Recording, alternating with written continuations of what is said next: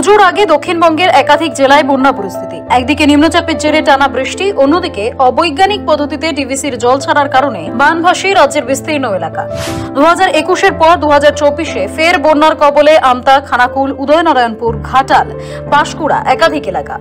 জলের তোড়ে ভেসে গেছে বিঘার পর বিঘা জমি, ঘরবাড়ি, প্রয়োজনীয় সামগ্রী। বন্যায় বিধ্বস্ত কয়েক লক্ষ মানুষ।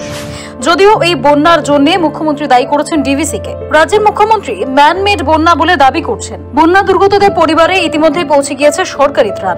এবার বন্যা বিধ্বস্ত পরিবারগুলির পাশে দাঁড়ালো বেতাইতলা সমন্বয় ক্লাব। বন্যা দুর্গতদের পাশে দাঁড়াতে সব রকমের ব্যবস্থা করলেন ক্লাবের সদস্যরাই। নিজেরাই টাকা তুলে তা দিয়ে প্রয়োজনীয় সামগ্রী কিনে দিলেন দুস্থদের হাতে। আমতা 2 থলিয়া অঞ্চলে শিয়াগুড়ি গ্রামের জানাপাড়া, দুলইপাড়া, মুসলিমপাড়া এলাকার বাসিন্দাদের হাতে ত্রাণ তুলে দেয় স্বেচ্ছাসেবী সংগঠনটি। এলাকার প্রায় 250 জনেরও বেশি মানুষের হাতে ত্রাণ সামগ্রী তুলে দেওয়া হয়েছে বলে জানা গেছে। এই উদ্যোগকে সাধুবাদ জানিয়েছেন এলাকার অঞ্চল সভাপতি তাপস রায়। এখানে সংখ্যালঘু এবং এসসি, এখানে নট জেনারেল, একটা কোনো জেনারেল মানুষ নেই। আমরা সেই জায়গাটাই চুজ করেছিলাম। নিশ্চয়ই আপনারাও বুঝতে পারছেন দ্বিতীয় সেবা এখানকার মানুষকে দেখে যে আমরা আশা করি আমরা আপনাদের